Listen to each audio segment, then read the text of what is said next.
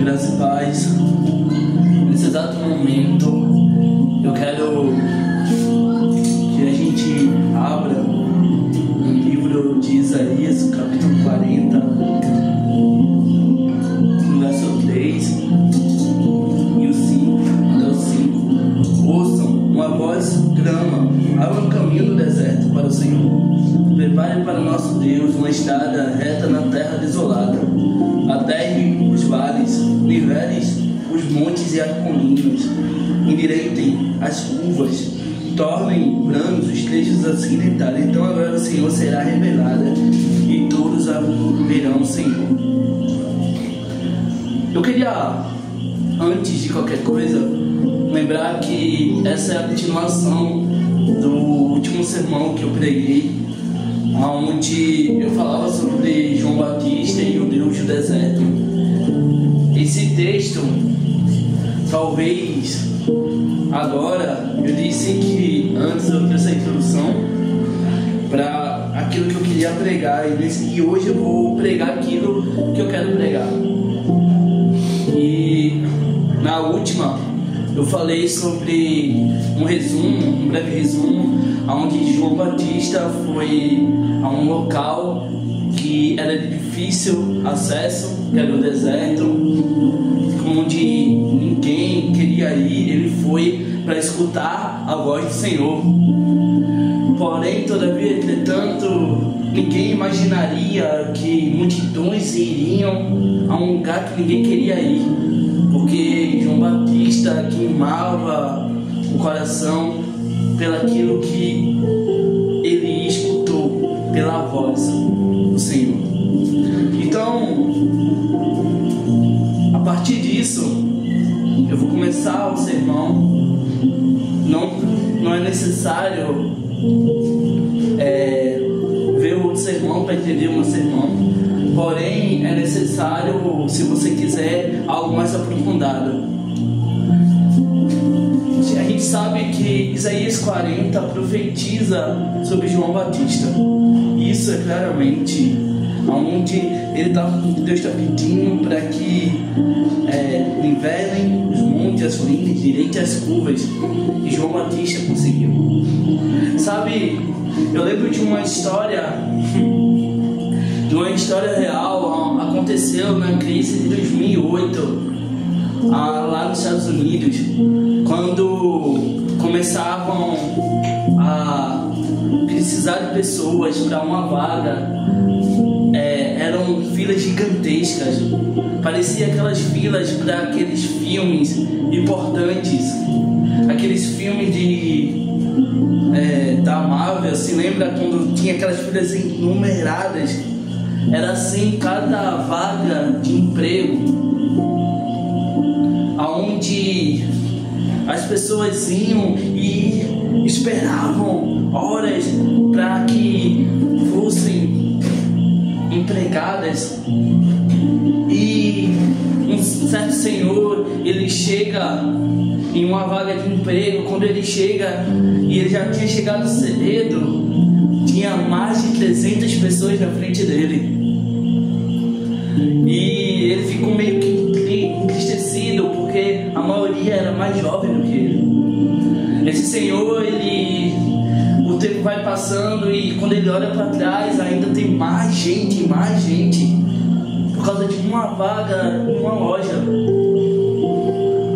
Mas de repente, ele começa a escutar um som na porta.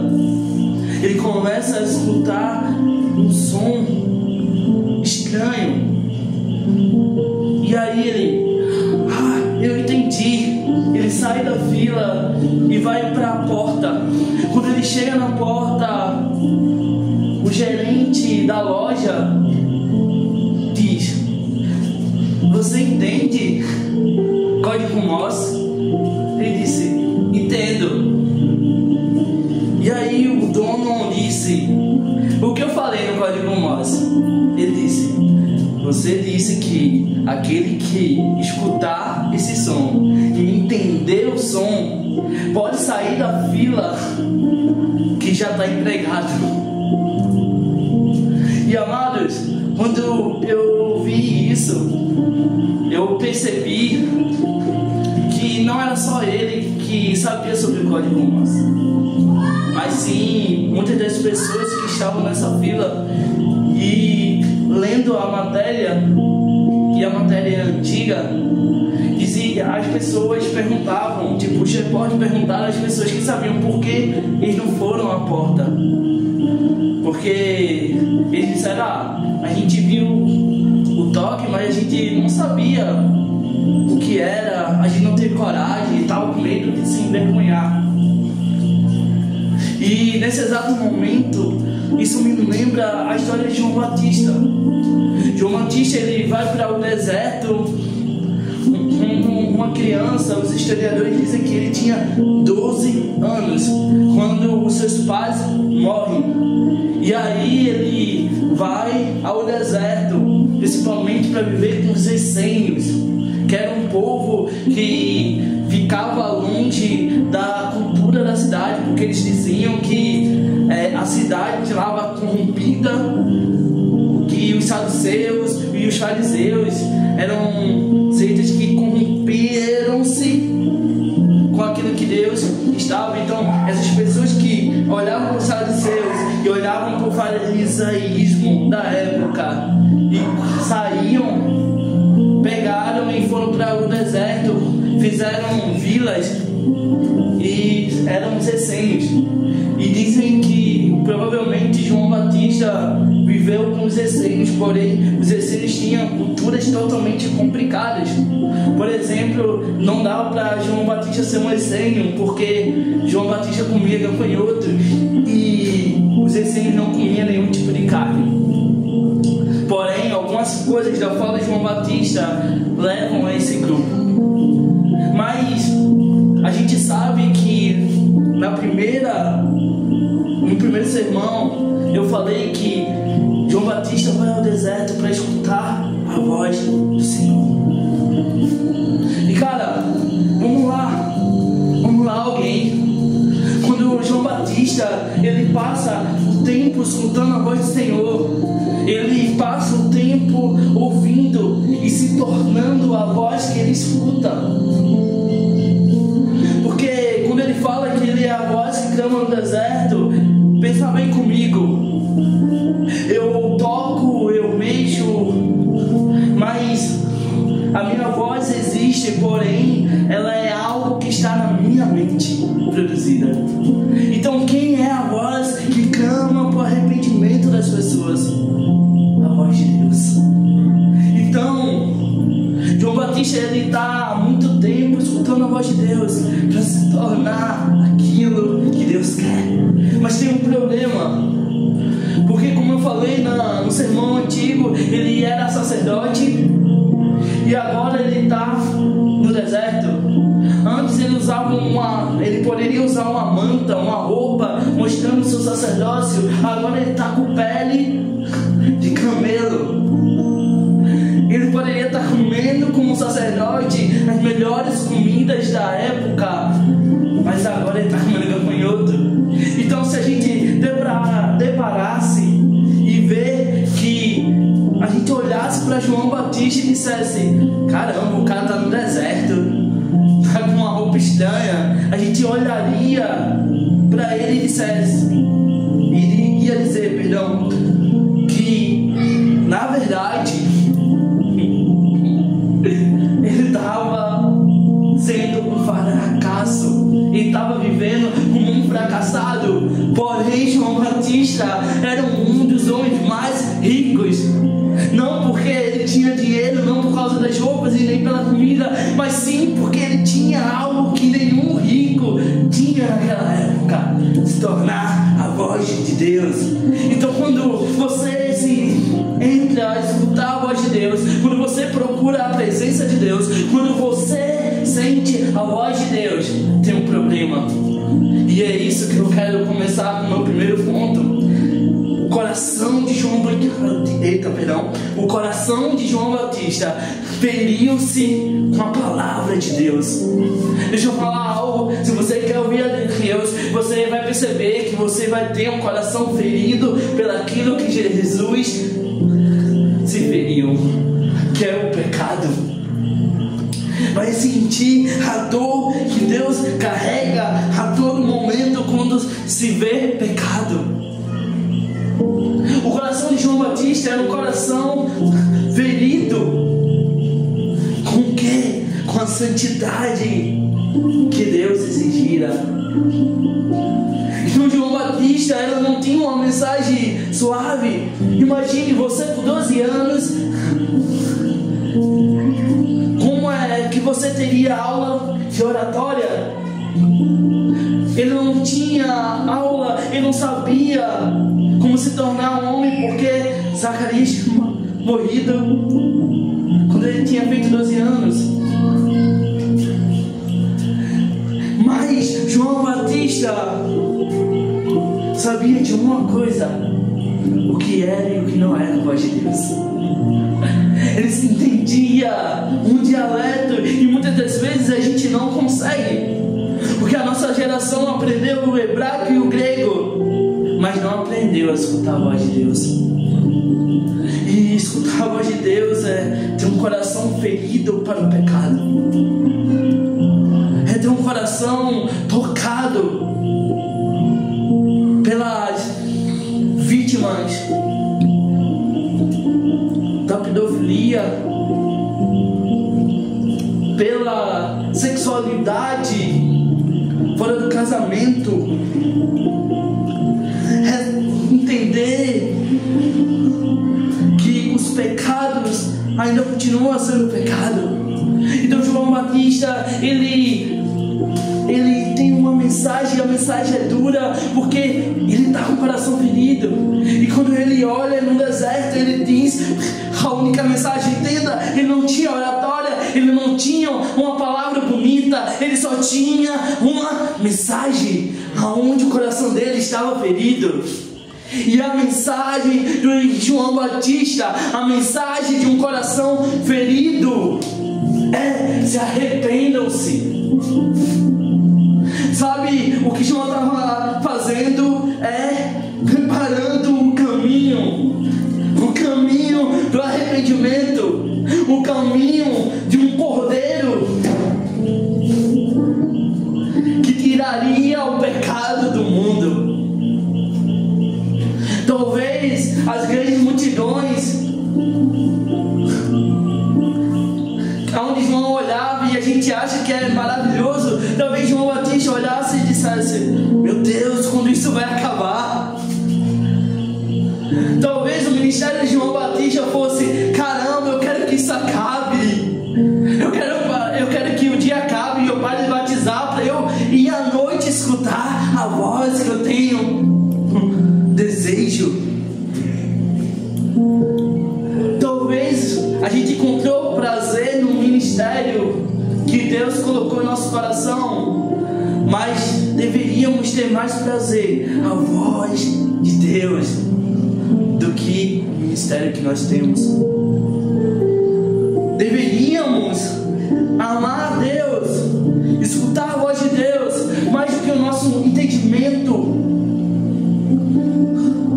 Sabe, as pessoas estão dizendo que você ser virgem antes do casamento é algo vergonhoso, mas João Batista entendia que era uma adoração ao Senhor. A santidade é uma adoração ao Senhor. Muitos vão achar: não, mas você está numa idade que você tem que ir e abraçar a sexualidade, e você tem que dizer não. Deixa eu falar algo: se você escolheu uma vida de escutar a voz de Deus, porque você não escolhe a salvação, Deus te salva, Ele te escolheu e é marca dele. Porém, escutar a voz dele e seguir é uma escolha da tua livre agência. É uma escolha de um coração que Deus ama. E muitas das vezes você vai achar que Deus está te dando escolhas, e talvez Ele puxe você para aquilo que Ele quer. Mas o que eu quero mais profundo isso é: quantas vezes você quer escutar não, porque quando você começa a escutar a voz de Deus, você vai ouvir mais não do que sim. Filho, não faz isso, filho, não faz aquilo, filho. E sabe, eu penso na parábola do filho pródigo. O filho que sai, ele perde tudo, e a Bíblia vai dizer que ele tem prazer e desejo pela comida dos porcos. Eu acredito que era isso que Deus falava para João, porque quando você para de me ouvir, para de sentir prazer na minha presença, tudo o que você tem prazer é comida de porcos. Amado, então tem um momento que nós temos que preparar o caminho do Senhor. Preparar o caminho quer dizer que tem um coração ferido pela mensagem de quem Deus é. Tem que ter uma mensagem da santidade de Deus. E sabe, a minha santidade é pequena perto da santidade de Deus. Porque uma das coisas que você vai perceber quando você escutar a voz de Deus é que não tem como seu orgulho aumentar perante Deus. Não tem, é impossível. Você vai ver essa característica em João Batista. Você é o Cristo? E eu não. Eu batizo com água, mas para mim, amado, eu não sou digno de desatar as suas sandálias. E sabe, muitas das vezes a gente quer ser o Cristo na vida de outros, quer ser o Salvador na vida dos outros. Então, quando você está com o coração ferido e você percebe a santidade de Deus, quando você vê a luz de Deus, amado, eu não estou bem não. Oh Deus, me ajuda. Mas não tem como a gente não proclamar. Mesmo que João Batista entendesse que ele não era totalmente santo, mesmo que ele entendesse isso, mas não tem como proclamar. Ei, se arrependam. Sabe quando é que você prepara o caminho do Senhor? Quando você se arrepende de uma briga que você teve com a sua esposa. Sabe quando é que você está preparando o caminho do Senhor? Quando você deixa de assistir uma série, um anime, para ler a Bíblia. Sabe quando é que você prepara o caminho do Senhor? Quando você começa a enjoar e não por algo material, mas sim porque, Senhor Deus, me perdoa pelo meu pecado. Eu peço que o Senhor possa me perdoar. Sabe quando é que você prepara o caminho do Senhor? Quando você evangeliza seu filho, sua filha. Sabe quando é que você prepara o caminho do Senhor? Quando você evangeliza um amigo. Sabe quando é que você prepara o caminho do Senhor? Quando as pessoas olham para você e vê algo diferente, elas nem sabem o que é, mas é Jesus dentro de você, é Jesus dentro de você. Vamos lá, alguém. Glória a Deus. Sabe, preparar o caminho do Senhor não é só um ministério de João Batista, mas é um ministério da igreja. Porque quando Jesus vai falar, ele diz: não existe nenhum profeta igual a João, não existe, e João era o maior de todos, mas até o menor no reino de Deus é maior do que João. O que Jesus estava dizendo é: amado, até João Batista, a igreja estava com uma mensagem de uma antiga aliança e uma perspectiva, uma luz de uma antiga aliança. Agora a igreja está em uma nova aliança, e João Batista, pregando sobre arrependimento, ele botava a luz em Cristo, e a partir de João Batista ele criou um tipo de profeta. E qual é a ideia de uma igreja apostólica e profética? É uma igreja que prepara o caminho do Senhor. Glória a Deus. Só que, no meu segundo ponto, Existem dois tipos de igreja. E na verdade eu acho que não é só dois tipos, mas existem três tipos. O primeiro tipo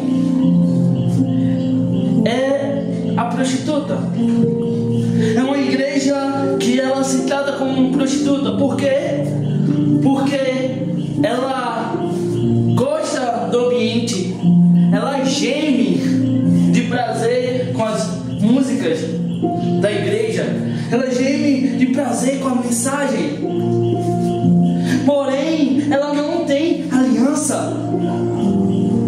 Ela tem prazer às vezes do status que o cristianismo dá a ela. Talvez ela tenha prazer até no ministério que Deus deu a ela. Oh, amado, esse tipo de igreja talvez a gente já foi um dia. Uma igreja que nunca leu as Santas Escrituras, nunca orou, nunca jejuou e disse: não, Deus não faria isso comigo. Porque está mais ligado no prazer, o amor dela está ligado ao prazer, na bonificação que Deus pode dar a ela, do que a verdadeira igreja. E esse é o segundo tipo de igreja, que eu chamei de igreja, a igreja virgem. A igreja que ela se mantém santa pelo amor de Deus. Ela se mantém santa porque ela sabe que ela tem prazer no amado dela. É uma igreja que, igual a João Batista, tinha prazer pela voz de Deus. E às vezes ela vai a um lugar que ninguém quer ir. Por quê? Porque está lá a voz de Deus. Talvez, como eu falei na minha introdução, escutou um barulho, um toque na porta, e não teve vergonha de sair no normal, sair aonde as pessoas estavam reunidas. Ela não teve vergonha, ela só foi na porta para achar. Mas existe outro tipo da igreja. E sabe, eu digo que é a igreja que ela até parece ser cristã, sabe? É uma igreja inércia, é uma igreja que está dormindo. Eu chamo de igreja dorminhoca, que é uma igreja que até tem prazer no Senhor. Ela até tem amor por Deus, mas é uma igreja que ela não produz filhos para Deus. É uma igreja onde ela está dormindo na sua incredulidade. É uma igreja que não é profética, ela não prepara caminho, ela só está tudo bem, eu vou para o céu, o povo que se dane. Amados, essa igreja talvez tenha aliança com Deus, tenha fidelidade, mas diferente da virgem que faz por uma paixão, por amor a Deus, essa igreja, ela é julgadora, não faz nada, porém ama julgar.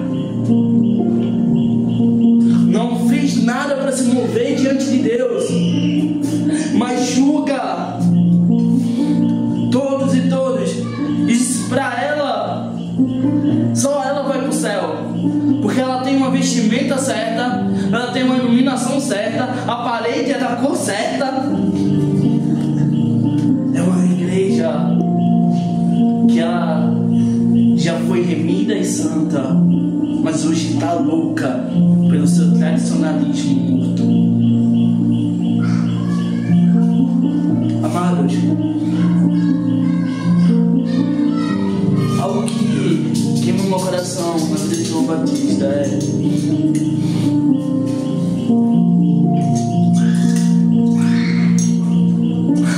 a aliança que ele teve com o Senhor. A gente não vê João Batista Batista não respirando, não abrindo os olhos, sem amar a Deus e aquilo que Deus ama. Mas eu queria que você fosse profundo, e no terceiro e último ponto, para eu começar a aplicar a mensagem. João Batista era um homem que tinha prazer totalmente pela presença, totalmente prazer por Deus. Você percebe isso? Como eu falei anteriormente, João Batista, ele talvez via as multidões não com tanto prazer. Ele batizava não com tanto prazer, porque ele queria escutar a voz de Deus. Mas eu quero que você entre na minha conjectura. Imagine um dia que João Batista acordou. Ele olhou multidões ao deserto, o sol quente, e ele vai para o Rio Jordão batizar mais pessoas. Ele orava, ele trazia uma mensagem de arrependimento. Para ele eram pessoas comuns, várias cabeças. Até que de repente, no meio da multidão, aparece alguém com a luz mais intensa do que o sol quente. Alguém tão belo.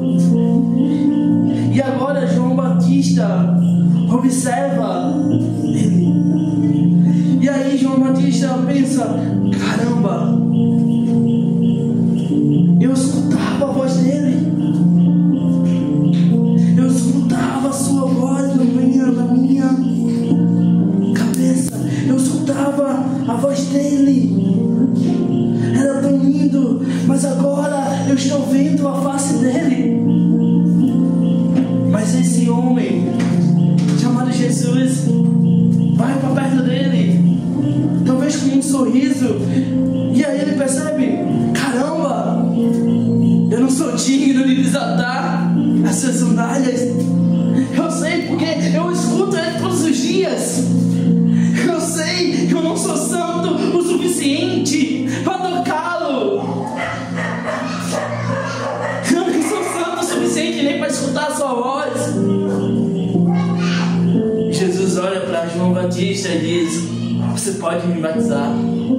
João Batista olha: não dá. Mas João Batista sabia obedecer a voz que tenha escutado. Agora João Batista, sabe, ele olha para a multidão, ele olha para a água do Jordão, ele olha para o deserto, ele olha e diz: as multidões não foram o meu auge. O batismo das pessoas não foram o meu auge. O auge do meu ministério está na minha frente pedindo: me batiza, e eu não sou digno de tocá-lo. João Batista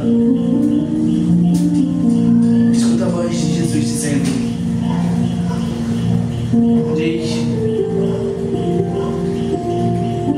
escute,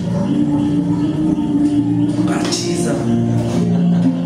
João Batista fez o que ele fazia todas as noites: obedecia a voz. E sabe, agora João Batista diz: esse é o meu auge, eu estou batizando o filho. Só que aí a voz se revela para ele como uma pomba, o Espírito Santo. E aí João Batista vê o Filho, o Espírito, e escuta a voz do Pai. Ou seja, João Batista tem a maior revelação da sua vida, o maior auge da sua vida. E o que o Pai falou: esse é meu Filho amado, e que eu tenho prazer.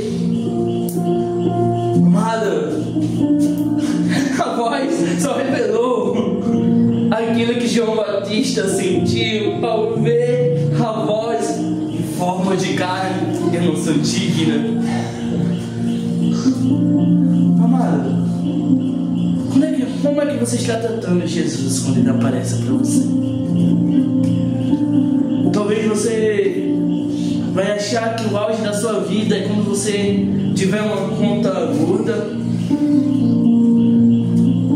ou você estiver num lugar melhor, ou você ter o básico e você está em paz. Talvez você vai achar que o auge da sua vida é quando você não se preocupar mais com nada. Talvez é quando você achar que seu filho vai casar, ou talvez quando a exorcia for uma igreja grande com várias pessoas. Mas sinceridade, o auge da nossa vida tem que ser quando Jesus se revela a gente. Talvez João Batista olhou aquela mensagem e só conseguiu ter felicidade. Talvez naquele momento João Batista que desejava que o dia passasse rápido, que para escutar a voz, naquele momento ele queria que demorasse mais um pouco perto do amado. Amado, quanto tempo nós estamos gerando prazer pela voz de Deus, pela voz de Jesus? Sabe, eu não sei se foi essa semana ou foi a semana passada, mas eu lembro que Jesus falou comigo. E eu acho interessante porque Jesus falou algo comigo antes, tá? Antes de tudo, quando eu era criança. Porque quando eu era criança, eu escutava muito dizendo que os índios ou indígenas, quando foram invadidos o Brasil, os portugueses descobriram o Brasil, foram invadidos. Não sei qual é o seu olhar histórico para isso. Os portugueses, para englobar, para conseguir o ouro, as coisas de grande valor dos índios, trocaram o ouro pelo espelho. Aí eu sempre achei meio besta, achei meio, nossa, como os índios, os indígenas eram tapados. Eu olhava assim, como é que alguém troca o ouro com um pedaço de vidro? Mas depois de um tempo, quando eu comecei a crescer, eu percebi, tá, os índios trocaram o ouro com uma tecnologia mais avançada. Agora eles podiam se ver. Imagine você olhar para o seu rosto pela primeira vez. Você nunca teve isso na sua vida. A única coisa que você sabe um pouco é quando o reflexo da água e meio turbulenta, você não conseguia se ver. Então os índios, os indígenas, deram aquilo que, isso aí eu vejo todo o tempo, mas em ver é algo maravilhoso. Mas o tempo passou e eu não acredito que nenhum descendente de indígena achou isso bom. E Deus falou assim comigo, sabe, Robson, o diabo aprendeu com os portugueses. Agora ele deu um pedaço de vidro chamado tela de celular, tela de televisão, tela do PC, a tela que você usa para jogar videogame. E aí você, com um pedaço de vidro, tá tirando aquilo que é mais valioso, que é o tempo que você poderia dar para mim. Sabe o que Deus está revelando na vida de João Batista? Quando é que a gente vai ter o prazer pela presença dele? Mas continuaremos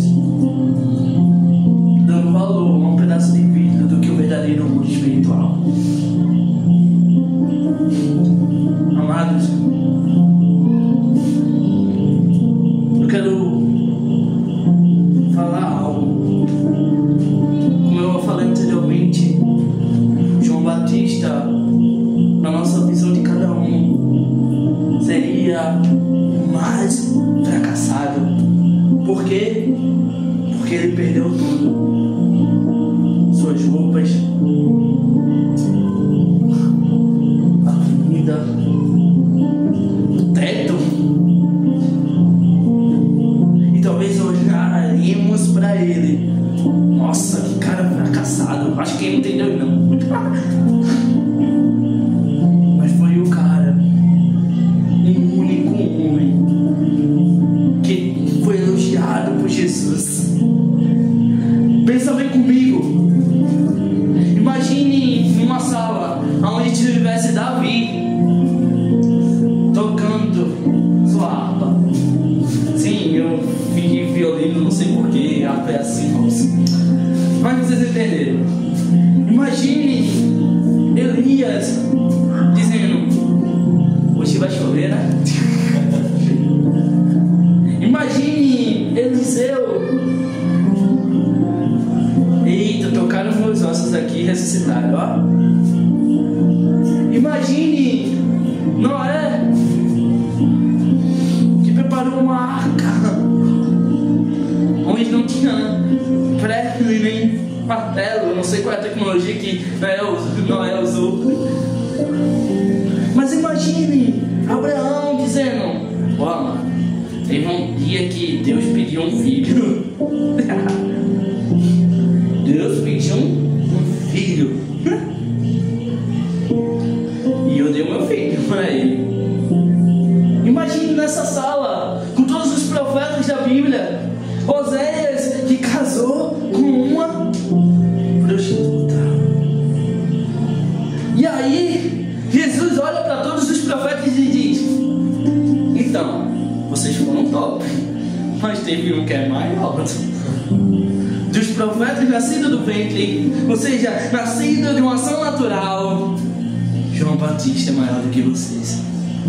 Mas ele não profetizou, ele não deu seu filho, mas ele escutou uma voz a ponto de se torná-la. Amado, você está se tornando a voz de Deus. Talvez Jesus pode elogiar você. Ó, igual, isso não tem. Eu posso ser sincero, ele não vai me elogiar não. Eu seria hipócrita, dizendo que eu não tenho que melhorar. Mas eu tenho que ter uma vida mais devota, uma vida de devoção. Sabe, existe um texto lá, eu não lembro em qual livro da Bíblia, no Novo Testamento, mas diz assim que os homens do fim iam ter uma vida iam parecer que tinham uma vida de piedade. Ou seja, os falsos profetas iam ter uma vida de piedade, só que se você for no original, a palavra piedade lá é uma vida de devoção. Sabe, eu tenho medo dessa palavra, sabe? Imagina você achar que tem uma vida de devoção, todo mundo olhar para você e dizer que vê Jesus em você, nos seus atos. Na realidade, era tudo palha, porque você não escutou a voz e se tornou a voz. Olhavam para você e diziam: nossa, que cara apaixonado por Jesus, e na verdade você não era apaixonado por Jesus. E sabe, João Batista não tinha muita cara de devoção, amada. João Batista era faca na caveira. Olha a mensagem. Talvez a gente não gostasse da mensagem de João Batista, mas sabe o que a gente não poderia dizer? Ele queima, o coração dele queima de amor pela voz que ele escutou no deserto. Preparar o caminho é ter uma estrada reta na terra desolada. Ou seja, é a gente se arrepender dos nossos próprios caminhos. Aterrar os vales é entender que os piores dias da nossa vida, os dias que a gente não está vendo Deus em nada, que parece que está tudo ruim e Ele não está falando falando, mas não muda nada. A gente continua amando Ele, não pelo que Ele faz, mas pelo que Ele é. E, sabe, nivele os montes a colinas e endireite as curvas. Nós precisamos nivelar os montes do nosso orgulho. Cara, eu sempre achei que a pessoa mais orgulhosa do mundo era a pessoa do livro novo. Pensa um pouco orgulhoso. Aí eu se tornei pregador. Aí eu descobri que o pessoal que sabia mais a Bíblia é mais orgulhoso do que o pessoal que cantava. Sabe, quais são os montes e as colinas que precisam ser endireitadas, que precisam ser niveladas com nossos lares? Ou seja, no dia da maior glória que você tiver, no dia da sua felicidade, continue amando Jesus intensamente. Então a glória do Senhor será revelada e todos a verão. Sabe, em Colossenses 1, se não me engano é Colossenses 1, 7, que diz assim: Cristo em nós é a esperança da glória. Sabe quando é que a glória de Deus vai ser revelada? Quando nós preparamos o caminho, quando nós nivelamos e deixamos nossos orgulho, quando nós paramos de nos amar no pior dia, e em vez de culpar, em vez de orar e, sabe, adorar ao Senhor com a nossa dor, a gente prefere culpar Deus. Sabe, a glória de Deus revelou a João Batista um dia comum para ele. Sabe, eu amo o Senhor, porque o Senhor faz um dia comum se tornar comum e extraordinário, só com a presença dele.